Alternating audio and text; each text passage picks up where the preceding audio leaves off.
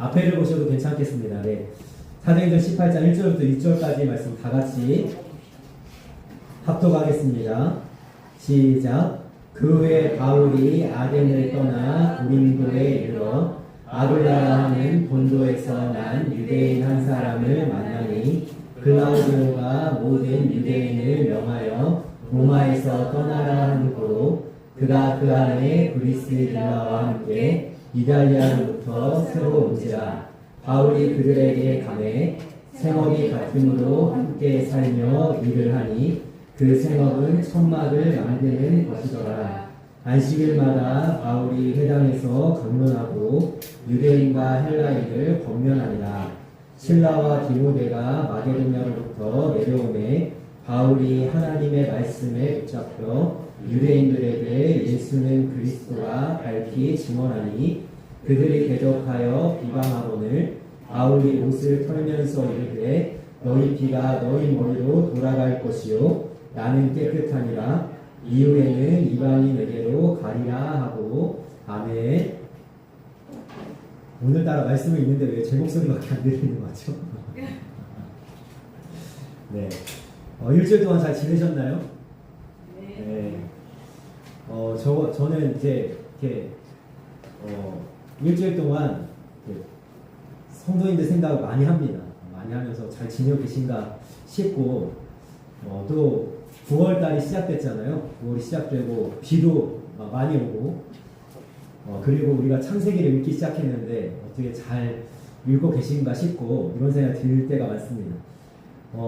오늘 또 함께 예배하지 못하는 우리 성도님 두 분도 제가 마음에 담아두고 계속 기도하면서 예배자리에 함께하지 못하지만 하나님의 은혜가 있었으면 좋겠다 이런 마음이 들고, 제가 수요일마다 이렇게 팝콘전도 하지 않습니까?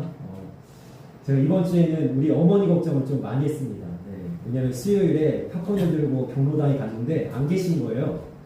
그리고 우리 어머니는요, 외출을 하면 외출을 했는지 안 했는지 알 수가 있습니다. 왜냐하면 이 끌고 다니는 게 있으면 외출을 안 하신 거예요. 그래서 제가 수요일에 이제 경로당에 안 계시길래 왜 그런가 했는데, 목요일에도 제가 교회에 있으면서 보니까 나가시질 않는 겁니다. 그래서 그게 계속 끌고 다니는 게 계속 있는 거예요. 그래서 걱정이 되는 거예요. 아프신가? 무슨 일 있으신가? 왜 집에만 계시지? 이렇게 했는데 너무 감사하게 금요일에 제가 마침 어머니를 만났잖아요. 우리 어머니가 이제 마침 계단을 내려오고 계시더라고요. 그래서 어머니 수요일하고 목요일에 제가 너무 걱정을 했어요. 잘 지내고 계신지 혹시 아프신지. 네, 씩씩하게. 네. 오늘은 밥 먹으러 경로당에 가. 여기서 이제 외출을 하시길래 제가 이렇게 배려를 해드렸습니다. 잘 다녀오시라고, 조심히 식사 맛있게 하고 오시라고 이렇게 했는데요. 오늘도 이제 예배를 못 오시는 분들에 대해서는 제가 이제 이해를 하는데, 이렇게 예배를 또 늦게 오시는 분 계시잖아요. 그러면 제가 오늘 못 오시나? 이런 생각이 들기도 하고, 오고 있나? 이런 생각이 들기도 해서, 감사하게도 방금 전에 또 교회를 오셔서 제가 오늘은 좀 늦었지만 이분까지 안 오시면 오늘 좀 이렇게 허전하겠다 싶었는데 오셔가지고 너무 감사하고, 그래서 이렇게 일주일 동안 잘 지내시나 이런 생각이 저는 많이 듭니다. 그래서 잘 지내셨으면 좋겠고, 특별히 영육간에 강건하시면 좋겠고, 제가 이제 환절기가 오니까요, 비염이 이제 살짝씩 와가지고 약간의 괴로움이 조금 있습니다. 그래서 환절기에 감기 걸릴 수 있고 이렇게 몸이 아플 수 있으니까 몸 잘 챙기시고 강건하게 지내시기를 주님의 이름으로 축복합니다. 아멘. 우리가 일주일 동안 지내면서 우리의 삶을 가만히 돌아보면요, 무언가에 우리는 분명하게 사로잡혀서 삽니다. 무엇에 사로잡혀서 사세요? 특별히 제가 조금 있다가 한 고등학생의 기도문을 나누면서 은혜를 나눌 텐데, 이 고등학생은 아마 제가 볼 때는 지금 시험 기간에 사로잡혀 있는 것 같아요. 네, 시험이 얼마 안 남아가지고 시험 너무 머릿속에 지금 공부해야 돼, 성적 올려야 돼, 이번에 꼭 등수를 올려야 돼, 이 생각만 지금 사로잡혀 있는 것 같은 그런 모습인데, 어떤 사람은요 돈에 사로잡혀서 살기도 하고요, 어떤 사람은 자녀에 매여서 그냥 애한테 그냥 24시간 다 쏟아서 이렇게 지내는 경우도 있습니다. 무엇에 사로잡혀서 사십니까? 나는 사로잡혀서 사는 게 없는데요. 거짓말하지 마십시오. 사람은 누구나 무언가에 사로잡혀서 삽니다. 네, 그게 뭐 TV에 나오는 화려한 연예인이라든가 나는 요즘에 이 연예인에 푹 빠져서 있어. 나는 그 연예인밖에 생각이 안 나. 뭐 이러든지 여러분들이 어떤 모습이 있는지 어떤 형태로인지 우리는 사로잡혀서 사는데 이왕이면 무엇에 사로잡혀서 살면 좋겠어요? 아멘. 우리 전사님이 잘 대답해 주셨습니다. 우리 오늘 말씀의 핵심은요 5절에 있습니다. 5절 말씀 같이 읽겠습니다. 시작. 실라와 디모데가 마게도냐로부터 내려오매 바울이 하나님의 말씀에 붙잡혀 유대인들에게 예수는 그리스도라 밝히 증언하니 아멘. 바울은 뭐에 사로잡혀서 살았다고요? 하나님의 살아있는 말씀에 사로잡혀서 붙잡혀서 살아가고 있습니다. 너무 멋지지 않습니까? 이 말씀의 묘사를 우리가 잘 생각해 봤으면 좋겠습니다. 바울이 말씀을 붙잡은 것이 아닙니다. 우리가 이번 주에 한 주 동안 말씀으로 살려고 노력을 하잖아요. 우리가 말씀을 붙잡으려고 노력을 하잖아요. 어떤 노력을 하죠? 하루에 2장씩 창세기를 읽으려고 합니다. 그런데 나만 읽는 것도 힘든데 우리 아이도 성경을 읽히려니까 쉽지가 않습니다. 네. 그래서 이 아이를 성경을 읽게 하고 때로는 읽어주면서 창세기 2장씩 읽어나가는 거 내가 말씀을 붙잡으려고 하는 거죠. 제가 새벽 6시만 되면 매일 성경 영상을 이렇게 올려드리죠. 5분이 채 안 되는 최근에는 5분이 넘은 영상이 한 2개 정도 있기도 했습니다. 최대한 제가 5분이 넘지 않도록 짧게 이 매일 성경 묵상을 올려드리며 그것을 들으시면서 오늘 매일 성경 묵상을 한번 펼치시고 형광펜으로 지난주에 나눠드린 형광펜으로 밑줄을 한번 그으시면서 오늘 이 말씀이 좀 와닿는구나, 내가 이 말씀으로 좀 살아야 되겠구나, 이렇게 은혜로 시작하는 것은 말씀을 붙잡는 일인데 너무나 귀하죠. 오늘 말씀에 보니까 이렇게 되어 있습니다. 바울이 하나님의 말씀을 붙잡은 게 아니라 말씀이 바울을 붙잡았습니다. 살아있는 하나님의 말씀이 바울을 굳건하게 사로잡아서 사도 바울이 말씀에 매여서 말씀으로만 살도록 주권적으로 역사하고 있다는 사실이죠. 그러니까 우리가 신앙생활을 한다는 건 무슨 의미냐면 이 삶의 주권이 나에게 있느냐 말씀에 있느냐에 달려있는 겁니다. 여러분, 내가 주권을 가지고 말씀을 붙드는 것이 아니라 살아있는 하나님의 말씀이 주권이 되어져서 그 말씀이 나를 사로잡아서 말씀대로 살아가는 은혜가 있기를 주님의 이름으로 축복합니다. 아멘. 아멘. 여러분, 바울은요 말씀에 붙잡혔어요. 그러니까 말씀에서 벗어날 수도 없고 말씀대로 살지 않을 수가 없고 말씀에 순종하지 않을 수가 없는 겁니다. 이것이 바울의 상태입니다. 나는 말씀에 매였다, 나는 말씀에 사로잡혔다, 이것이 바울이 고백하는 건데 이것이 어떤 일을 만드냐면요, 바울이 사실은 말씀을 전할 때마다 얼마나 괴로움을 당합니까? 유대인들이 돌을 들고 바울을 쫓아다니고, 그리고 여기서 이 동네에서 말씀을 못 전하게 하려고 얼마나 바울을 추방하고 너 여기서 복음 전하지 마 그러면서 박해와 핍박을 할 때마다 포기할 만도 한데 그만둘 만도 한데 바울은 말씀에 사로잡혀 있기 때문에 어때요?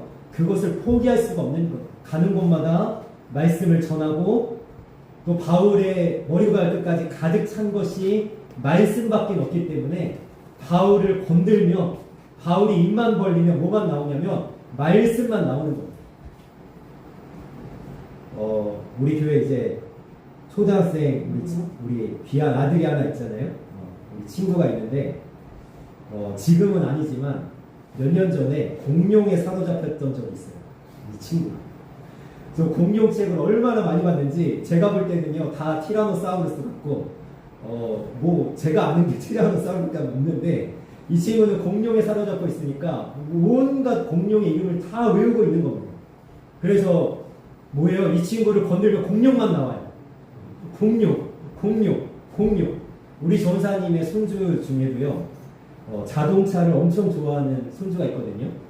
근데 제가 그 집에 가보지 못했지만 이 친구가 자동차의 모형이 다 있대요. 집에 얼마나 많겠어요. 자동차를 좋아하니까 자동차의 모형이 다 있는데 신기한 것은 뭐냐면요 그 많은 모형 중에 하나가 없어지면 눈치를 못 챌 것 같잖아요. 너무 많으니까.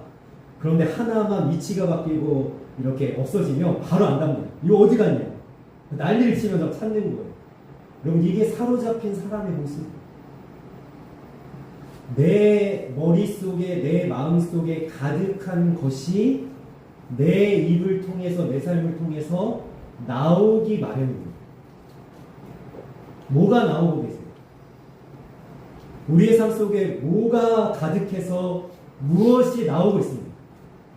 사도 바울은 말씀이 가득해서 말씀만 나오고 있는. 그런데 사도 바울과 비슷한 삶을 살았던 한 선지자가 있습니다. 누구냐면 에레미야 선지자입니다. 별명이 눈물의 선지자라고 그렇게 되어 있는. 왜 에레미야 선지자가 눈물을 많이 흘렸냐면요 이 선지자가 말씀을 선포하는데 그 선포의 내용이 뭐냐면 나라가 망한다라는 내용이었어요. 이제는 유다 나라, 이스라엘 나라가 망한다. 그럼 이것이 일단은 예레미야 선지자에게 선포되어야 될 말씀인데 예레미야 자신이 이 말씀을 전하고 싶지 않았어요. 나라가 망한다는 메시지를 누가 전하고 싶겠습니까? 여러분 일제시대가 오기 전에 제가 하나님한테 부름을 받았다고 해봅시다. 1910년 몇 년 뒤면은 우리가 일본에 의해서 나라가 망합니다. 저한테 하나님이 선포하라고 했다고 해봅시다. 여러분 선포하고 싶겠어요? 대한민국이 망합니다. 이제는 이 나라가 이제는 일본에 넘어갑니다. 여러분 선포하고 싶겠어요? 에레미야가 일단 선포하고 싶지 않은데 어쩔 수 없이 선포를 하면 여러분 이스라엘 백성들이 그 말씀 좋아했을까요? 안 좋아했을까요? 안 좋아하는 거예요. 나라가 망한다는데. 그래서 에레미야한테 입 좀 닥치라고. 그 말씀 그만 선포하라고 에레미야를 때리고 감옥에 가두고 심지어 죽이려고까지 합니다. 그래서 오늘 이 에레미야 20장 9절 말씀 한번 읽어볼까요? 이 에레미야가 얼마나 고통스럽고 얼마나 마음이 아픈지 이런 결단을 합니다. 같이 읽겠습니다. 시작. 내가 다시는 여호와를 선포하지 아니하며 그의 이름으로 말하지 아니하리라 하면 나의 마음이 불붙는 것 같아서 골수에 사무치니 답답하여 견딜 수 없나이다. 아멘. 말씀만 전하면 매를 맞고 말씀만 전하면 동족으로부터 미움을 받고 사람들이 손가락질하고 비웃으니까 이 에레미야가 결단을 해요. 무슨 결단을 해요? 다시는 말씀을 선포하지 않다. 난 하나님의 메시지를 더 이상 전하고 싶지 않다 라고 결단을 하는데 여러분 에레미야 선지자가 얼마나 말씀에 사로잡혀 있었는가. 여러분 그대의 말씀 보십시오. 그렇게 결단을 하면 어때요? 나의 마음이 불붙는 것 같습니다. 말씀에 불이 붙은 거예요. 자기는 자꾸만 그것을 끄는 거예요. 그 열심을 자꾸만 사그러뜨리려고 하는 거예요. 나는 말씀 안 전하겠다. 자꾸만 그 불을 끄려고 하는데 여러분 그 말씀의 불이 붙어가지고 도저히 꺼질 생각이 없으며 그리고 뭐라고 고백합니까? 골수에 사무치니 답답하여 견딜 수 없나이다. 말씀을 전하면 매를 맞고 말씀을 전하면 죽을 뻔하는데 차라리 그게 낫겠다는 거예요. 내 안에 불붙은 골수에 사무치는 답답하여 견딜 수 없는 이 말씀을 안 전하느니 차라리 핍박과 박해를 받더라도 말씀을 전하는 게 낫겠다. 이 에레미야의 심정이 느껴지십니까? 얼마나 말씀에 사로잡혀 있는지. 그런데 우리가 일반적으로 이 에레미야 선지자나 사도 바울 정도가 아니라 일반적으로 사람들이 많이 인용하는 이 정말 무언가에 사로잡힌 사람의 고백이 있는데요. 아마 들어보셨을 겁니다. 한번 읽어볼까요? 시작.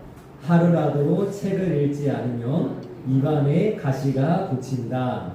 그러면 안중근 의사가 이 말을 했는데 얼마나 많은 사람, 제가 이 말은 생각이 나는데 누가 했는지 잊어버려가지고 검색을 했더니요. 지금도 이 시대의 사람들이 많이 인용하는 말씀이에요. 이야기더라고요. 그런데 여러분, 이 안중근 의사는 뭐에 사로잡혀 있어요? 책이요, 책. 이 사람은 이토 히로부미를 총으로 쏴 죽이면서 굉장히 짧은 생을 살았습니다. 그러나 이 사람의 짧은 생애 속에 안중근 의사를 사로잡았던 것이 한 가지 있다면 그것은 뭐냐면 책이라는 거예요. 얼마나 이 책에 사로잡혔는지 느껴지세요? 난 책을 읽지 않으면 잠을 이룰 수 없다. 입안에 가시가 돋친다. 이 정도로 책에 사로잡혔는데, 여러분, 이 이야기를 통해서 저는 질문을 하고 싶습니다. 내가 성경 말씀을 한 절이라도 안 읽으면 여러분 입안에 가시가 돋치십니다. 내가 오늘 하나님께 1분이라도 기도하지 않으면 여러분 입안에 가시가 돋치세요. 내가 오늘 하나님을 사랑한다고 고백하지 못했고, 내가 오늘 하나님의 찬양 한 구절에 마음을 내가 다 쏟지 않았으면 나는 입안에 가시가 돋친다. 여러분, 이 정도로 하나님께 사로잡혀 계십니다. 안중근 의사는 하나님도 모르고 하나님도 믿지 않고, 여러분 이 사람은요 영적인 고백을 하는 것도 아니에요. 말씀이나 기도의 고백을 하는 것도 아니에요. 그냥 일반적인 사람으로 책 한 권에 사로잡혀 이런 고백을 할 정도인데, 우리가 하나님 앞에 사로잡혀서 하나님께 정말로 붙잡혀서 우리도 이런 영적인 고백을 할 수 있길 원합니다. 하나님 말씀을 읽지 않으면 내 입안에 가시가 돋칩니다. 내가 하나님께 기도하지 않으면 내 입안에 가시가 돋칩니다. 이런 고백을 할 수 있는 하나님께 사로잡힌 믿음의 삶을 살아갈 수 있기를 주님의 이름으로 소망합니다. 여러분, 제가 이 말씀에 붙잡혀라는 이 제목으로 말씀을 준비하면서 사실은 저도 말씀을 준비하면서 이런 생각이 드는 거예요. 이거 어렵다. 말씀에 붙잡혀서 살자. 말씀에 붙잡혀서 살아야 된다. 제가 선포하면 여러분 아멘 하겠죠. 그런데 이게 도대체 뭐냐? 말씀에 붙잡혀서 사는 게 이게 실제적으로 와닿지 않을 것 같아서 제가 오늘 한 기도문을 이 말씀 시간에 한번 나누면서 실제적인 우리의 삶에 말씀에 붙잡혀서 사는 것이 어떤 것인지 한번 우리가 깨달아 은혜를 나누는 시간이 되었으면 좋겠습니다. 한 고등학생이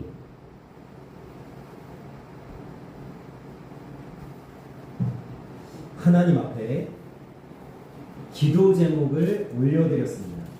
제가 말씀 시작에 좀 소개해드렸듯이 이 고등학생은 지금 시험 기간을 앞두고 있는 것 같아요. 먼저 제가 이 기도문 전체를 한번 읽어드리도록 하겠습니다. 저거는 조금 이따 볼 거예요. 지금 앞에 띄워놓은 건 제가 기도문을 읽어드릴게요. 하나님, 이제 시험이 얼마 남지 않았는데 제게 담대함과 용기를 주세요. 기쁜 마음으로 공부할 수 있도록 도와주세요. 그리고 아직 제가 커서 뭐라고 살지 모르겠어요. 하나님께서 제가 공부하길 원하시는 건 알고 있는데 어떤 공부를 하고 어떤 사람이 되길 원하시는지 알려주세요. 제가 이 기도문을요 이번 주 중에 이렇게 접하면서 제가 이거다 싶더라고요. 말씀에 붙잡혀서 사는 건 사도 바울과 같은 대단한 것이 아니라, 뭔가 거창한 것이 아니라 우리의 일상의 실제적인 삶 속에 아주 작은 고백을 하나님께 드려드리는 겁니다.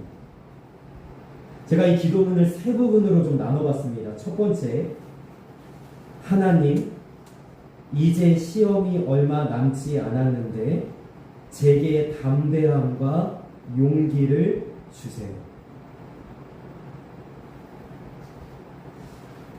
자, 이 고등학생의 여러분 심정이 느껴지십니까? 시험 기간이 얼마 안 남았는데 어떤 거예요? 마음이 지금 어떤 거예요? 두렵고 떨린 거예요. 시험을 못 볼까가 너무 걱정되고 너무 근심이 되고 염려가 되는 거예요.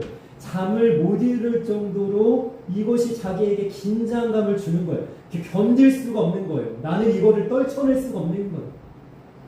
그러니까 하나님한테 뭐라고 기도하는, 이렇게 기도하는 거예요.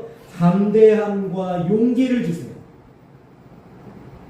이것이 말씀에 붙잡혀 사는 사람의 모습이에요. 여러분, 이 고등학생은 시험을 앞두고 담대함과 용기가 필요하지만 우리는 우리의 삶을 살아가면서 담대함과 용기가 필요하지 않습니까? 너무 많이 필요하지 않으세요? 여러분들의 삶을 살아가면서 자녀를 키우면서 자신이 없습니다. 저도 마찬가지예요. 제가 목회를 하면서요, 사실은 자신이 없습니다.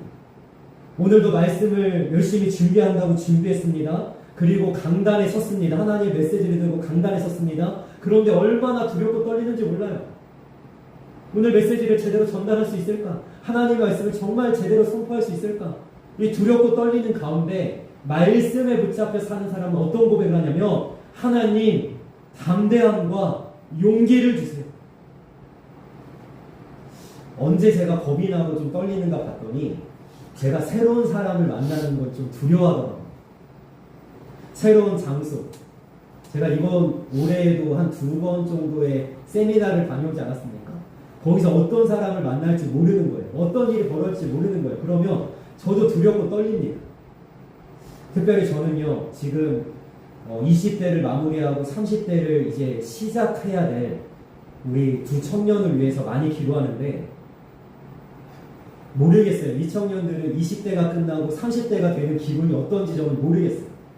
근데 저는 그 마음을 많이 이렇게 느껴지는 것 같아요. 20대, 30대. 그럼 30대는요, 새롭잖아요. 뭔가 20대랑은 다를 것 같잖아요. 그러면 이 청년들 그러지 않을 수도 있지만, 좀 앞길이 막막할 수도 있겠다. 좀 답답할 수도 있겠다. 좀 미래가 불투명해서, 이제 앞으로 어떻게 해야 되지? 이런 생각이 들 수도 있겠다. 이런 생각이 들면서 제가 이렇게 기도를 합니다. 앞날과 내일과 미래를 열어주십시오. 여러분, 우리에게 이게 너무나 필요하잖아요. 결혼 생활을 하면서도 담대함과 용기가 필요합니다. 우리가 믿음의 삶을 살아가면서도 담대함과 용기가 필요합니다. 말씀에 붙잡혀 사는 사람은요, 무슨 매일 나가가지고 복음을 전하고 나가가지고 맨날 전도하고 이거 아니더라고요. 제가 오늘 사실은 이렇게 교회를 일찍 나와서 버스를 타고 오는 길에 너무 기분이 안 좋았어요. 왜 기분이 안 좋았냐면, 버스를 타고 오는 길목마다 이단들이, 여러분 요즘 이단들 아시죠? 어떻게 하는지 가판대를 세워놓고 꼭 2명씩 서 있습니다. 그런데 이게 한 군데가 아니에요. 오는데 여기에도 서 있고, 오는데 여기에도 서 있고, 또 오는데 역 앞에도 서 있고, 역에서 또 풍산역에서 내렸는데 또 거기도 서 있고, 그러니까 제가 기분이 너무 안 좋은 거예요. 그럼 말씀에 붙잡혀서 사는 것은 여러분들이 다 나가가지고 무슨 GS를 믿으라 피켓을 들고 막 만나는 사람마다 예수님 믿으십시오, 하나님 믿어야 됩니다, 예수님 믿고 천국 갑시다, 이게 아니라 그냥 이 고등학생의 이 단순한 기도의 고백을 우리가 가지는 겁니다. 어떤 기도라고요? 담대함과 용기를 주세요. 여러분, 하나님께 요청하십시오. 부탁하십시오. 여러분들의 인생을 붙들고 책임지시는 하나님 아버지 앞에 여러분들 고백하십시오. 문제가 생겼습니까? 여러분 막힌 다음에 부딪혔습니까? 도저히 내일이 보이지 않습니까? 여러분 그 순간순간마다 하나님께 고백하십시오. 담대함과 용기를 주세요. 그리고 이것이 말씀에 붙잡혀 사는 사람입니다. 하나님이 약속하시지 않았습니까? 두려워하지 마라, 놀라지 마라, 내가 너와 함께하리라, 내가 나의 굳건한 오른손으로 너를 붙들리라, 약속하셨잖아요. 내가 하나님께 담대함과 용기를 달라고 하기 전에 하나님이 이미 말씀 속에서 수없이 약속하셨어요. 너는 강하고 담대하라, 내가 너에게 용기를 주겠다. 그럼 하나님의 그 말씀을 붙들고 이 고등학생처럼 고백하는 겁니다. 담대함과 용기를 주세요. 그 다음에 기도 내용은요, 이렇게 고백합니다. 기쁜 마음으로 공부할 수 있도록 도와주세요. 제가 지난주인가 지지난주에도 이런 질문을 던졌던 것 같은데요. 여러분, 그 회사에 출근하는 거 여러분 기쁘세요? 직장에 여러분 오늘 내가 직장에 나가서 일해야지 여러분 기쁘세요? 오늘 내가 공부하려고 학교 가야지 여러분 기쁘십니까? 이 고등학생은요, 뭐가 고민이냐면 이게 고민이에요. 공부를 하긴 해요. 학원을 가요. 과외를 해요. 그래서 공부를 열심히 하기는 해요. 그런데 뭐가 문제냐면 기쁘지 않은 거예요. 뭐라고 기도했다고요? 기쁜 마음으로 공부할 수 있도록 도와주세요. 여러분, 저도 교회에 와서 오늘 주일이잖아요. 저는 예배를 인도하는 사람인데 주일에 교회에 가는 것이 기쁘지 않을 때도 있어요. 저도. 어떨 때는 기도의 자리에 나와가지고 무릎을 꿇고 하나님께 기도하는 게 기쁘지 않을 때 있어요. 때로는 어떤 날은요, 오늘은 아닙니다. 때로 어떤 날은요, 말씀을 들고 써야 되는데 말씀을 오늘 전해야 되는 기쁨이 없을 때가 있어요. 오늘 그냥 내게 주어진 일이니까 그냥 책임감으로 말씀 전할 때 있어요. 여러분, 우리의 인생에 필요한 것이 뭐냐면 기쁜 마음으로 하는 거예요. 여러분, 자녀를 양육할 때 늘 기쁘시기만 하세요? 안 기쁠 때도 있잖아요. 말씀을 붙잡혀서 사는 사람은 어떤 사람이냐? 내가 이것을 기쁜 마음으로 할 수 있도록 하나님 도와주세요. 하나님 도와주셔야 되죠. 오늘인가요? 어제인가요? 오늘인가요? 우리가 데살로니가전서를 매일 성경으로 나누는데 데살로니가전서 마지막 부분 우리가 나누지 않았습니까? 여러분들 다 외우고 있는 그 말씀, 항상 기뻐하라, 쉬지 말고 기도하라, 범사에 감사하라. 그런데 하나님께서 우리에게 말씀하셨잖아요. 뭐라고 말씀하셨어요? 항상 기뻐하라. 그래서 우리가 기쁜 마음으로 할 수 있어요. 근데 기쁘지 않다면 하나님께 도와달라고 기도해야죠. 기쁜 마음으로 공부할 수 있게 도와주세요. 이게 말씀을 붙잡혀서 사는 사람 아닐까요? 여러분, 오늘 말씀에 나와 있지는 않지만요, 사도 바울은 말씀을 전하는 것이 기뻤을까요? 안 기뻤을까요? 저는 기뻤을 것 같아요. 그게 그가 돌에 맞아서 성 밖에 죽은 줄 알고 내던져졌을지라도, 그가 여러 가지 어려움과 핍박 속에 그가 살았을지라도, 여러분, 이 사람은 말씀에 붙잡혀 살고 있기 때문에 말씀을 전하는 것만으로 기뻤을 것 같아요. 근데 만약에 이것이 되어지지 않는다면 우리 하나님께 기도해야죠. 하나님, 기쁜 마음으로 할 수 있게 도와주세요. 근데 사실은 제가 이 기도문을 이 시간 말씀 가운데 나누는 이유는 세 번째 부분이 정말로 이 고등학생의 수준이 정말 높은 것 같아요. 뭐라고 고백했냐? 이렇게 고백했습니다. 그리고 아직 제가 커서 뭐라고 살지 모르겠어요. 하나님께서 제가 공부하길 원하시는 건 알고 있는데 어떤 공부를 하고 어떤 사람이 되기를 원하시는지 알려주세요. 이 고등학생에는 믿음이 있습니다. 어떤 믿음이 있냐면 하나님이 나를 향한 계획이 있다는 믿음이 있어요. 이 고등학생에도 꿈이 있을 겁니다. 무슨 꿈이 있을지 모르겠어요. 사업가가 되고 싶을지, 아니면 학교 교사가 되고 싶을지, 아니면 뭐가 되고 싶을지 잘 모르겠어요. 그러나 자기가 꾸는 꿈보다 더 중요한 것이 있는 거죠. 뭐예요? 하나님이 내게 알려주시는 대로 살기. 이게 말씀에 붙잡힌 사람의 모습이에요. 내가 그리는 그림이 아니라, 내가 원하는 모습이 아니라, 내가 꿈꾸는 내 미래와 앞날과 내일이 아니라 하나님이 정해주시고 하나님이 뜻하시고 하나님이 원하시는 대로 내가 살길 원합니다. 그런데 여기에 간절함이 담겨 있습니다. 어떤 간절함입니까? 그러나 지금은 모르니까 답답합니다.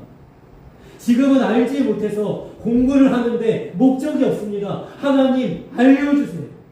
내가 어떻게 살아야 됩니까? 내가 어떤 사람이 되어야 됩니까? 내가 앞으로 어떤 인생의 걸음을 걸어야 됩니까? 하나님이 알려주시면 내가 그렇게 살겠습니다. 어쩌면 저보다 더 높은 수준의 믿음이 있는지도 모르겠어요. 그럼 하나님께 이러한 고백을 드릴 수 있길 원합니다. 알려주세요. 내가 앞으로 어떻게 해야 될까요? 내가 앞으로 어떻게 하나님께 영광 돌리며 살아야 될까요? 이것을 알려주세요. 이렇게 기도하는 모습이 말씀에 붙잡힌 자의 모습이랍니다. 토머스 찰머스라는 사람이 그래서 이런 고백을 하나님께 합니다. 같이 한번 읽어볼까요? 시작. 오 하나님, 제게 시간의 가치를 일깨워 주시고 제 모든 생각과 행동에 규율을 주십시오. 오 하나님, 제가 당신의 영광을 위해 살도록 도와주십시오. 세월이 흘러갈수록 시간에 대한 애정을 버리고 세상을 살아가면서 영혼을 향해 나아가고 있음을 느끼게 해주십시오. 아멘. 여러분, 이 고등학생의 좀 전에 소개해드린 고등학생의 기도문과 이 토머스 찰머스라는 18세기의 그 귀중한 하나님의 목회자이자 신학자로 살았던 사람이거든요. 이 사람의 고백이 맞물려 있지 않습니까? 뭐라고 얘기하죠? 가치를 일깨워 주세요.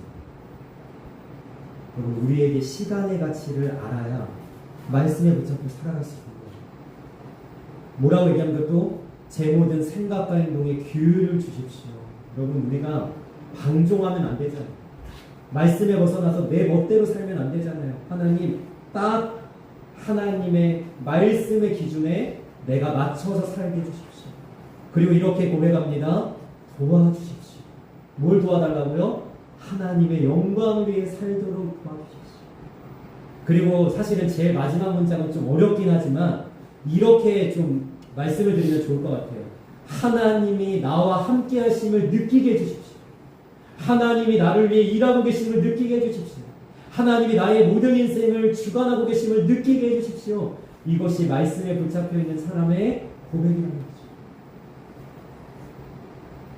여러분, 우리가 이 고등학생의 이 정말 순진한 이 순수한 신앙의 고백을 하나님 앞에 할 수 있길 바라고, 또 나를 도와주십시오. 나를 느끼게 해주십시오. 나를 인도해 주십시오. 이렇게 하나님 앞에 나의 인생을 다 내어 맡기는 그런 아름다운 모습으로 말씀에 붙잡혀 살아가는 우리 모두의 모습이 있기를 주님의 이름으로 소망하며 축복합니다. 오늘 말씀의 결론입니다. 이 말씀대로 살아가는 이 모습을 가지고 나아가는 사도 바울에게 놀라운 은혜가 있는데 그것은 뭐냐면 2절과 3절입니다. 오늘 말씀의 2절과 3절 같이 읽겠습니다. 시작. 아굴라라 하는 본도에서 난 유대인 한 사람을 만나니 글라우디오가 모든 유대인들을 명하여 로마에서 떠나라 한 고로 그가 그 안에 브리스길라와 함께 이달리아로부터 새로 온지라. 바울이 그들에게 감해 생업이 같음으로 함께 살며 일을 하니 그 생업은 천막을 만드는 것이더라. 아멘. 오늘 사도행전의 이 본문의 말씀은 사도 바울이 제2차 전도여행을 떠나서 빌립보, 데살로니가, 베레아, 그 다음에 지난주에는 아테네, 그리고 오늘은 고린도라는 곳에 이르렀습니다. 이 고린도라는 곳에서 부부를 만났어요. 어떤 부부냐면 아굴라와 브리스길라라고 하는 부부를 만났는데 오늘 말씀에서는 그냥 생업이 같음으로 같이 일을 했다 정도잖아요. 그런데 말씀에 붙잡혀서 사는 사람에게 하나님께서 주시는 축복은 뭐냐면 하나님께서 사람을 붙여주시든 하나님께서 물질을 부어주시든 아니면 하나님께서 앞길을 열어주시든 하나님께서 합력하여 선을 이루시는 축복을 부어주신다는 사실입니다. 여러분, 아굴라와 브리스길라는요 그냥 같이 일을 하는 사람 정도가 아닙니다. 로마서 16장 3절 말씀 같이 읽겠습니다. 시작. 너희는 그리스도 예수 안에서 나의 동역자들인 브리스가와 아굴라에게 문안하라. 그들은 내 목숨을 위하여 자기들의 목까지도 내놓았나니 나뿐 아니라 이방인의 모든 교회도 그들에게 감사하느니라. 아멘. 바울이 하나님의 말씀에 붙잡혀 살 때 자기의 목까지도 내놓을 동역자 아굴라, 브리스길라 믿음의 부부를 붙여주신 것. 내가 하나님의 말씀에 붙잡혀 살며 하나님께서 내 인생의 길을 열어주시고 나를 축복해 주시고 하나님께서 동역자를 붙여주시고 하나님의 놀라운 은혜를 부어주시는 줄 믿습니다. 그러면 하나님의 말씀을 사모하여서 그 말씀을 주야로 묵상하는 자, 하나님께서 시편 1편 2절과 3절에 뭐라고 말씀하십니까? 그는 시냇가에 심은 나무처럼 그 잎사귀가 마르지 아니함 같으니 그가 하는 모든 일이 형통하리로다. 말씀에 붙잡혀 사는 사람에게 하나님께서 축복하신다는 거예요. 우리 모두가 사도 바울과 같이 말씀에 붙잡혀 살아서 하나님의 이 놀라운 축복과 은혜를 누리며 살아가는 귀한 은혜가 있기를 주님의 이름으로 소망하며 축복합니다. 아멘. 기도하겠습니다.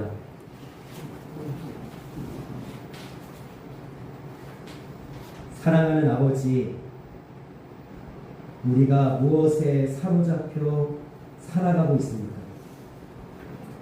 우리가 이 세상에 잠시 잠깐의 것에 매여서 그것을 붙잡다가 살아가는 것이 아니라 우리가 하나님의 살아있는 말씀, 천지는 없어지려니와 이 말씀에 1.1획도 없어지지 않으리라 말씀하신 푸른 마르고 꽃은 시드나 하나님의 말씀은 영원하리라 말씀하신 이 살아있는 하나님의 말씀에 붙잡혀 살기를 원합니다. 이 말씀에 붙잡혀 살아가는 모습은 하나님, 내가 두렵고 떨리지만 나에게 담대함과 용기를 주십시오. 또 하나님, 내가 기쁜 마음으로 이 삶을 살아갈 수 있도록 도와주십시오. 그리고 하나님, 내가 어떤 삶을 살아야 될지, 내 내일과 앞날과 미래가 하나님께 손에 달려있사오니 하나님께서 나에게 알려주십시오. 하나님이 원하시는 대로 하나님의 영광을 위해서 살겠습니다. 이 한 고등학생의 순수한 믿음의 고백처럼 우리가 주님 앞에 도와주십시오, 알려주십시오, 하나님 담대함과 용기를 주십시오, 이렇게 고백하면서 살아가는 것이 말씀에 붙잡혀 살아가는 모습인 줄 믿습니다. 하나님, 그러한 순수한 믿음의 고백으로 주님 앞에 담대함을 가지고 끝까지 승리하며 말씀대로 살아갈 수 있도록 우리를 인도하여 주옵소서. 감사하며 예수님의 이름으로 기도합니다. 아멘.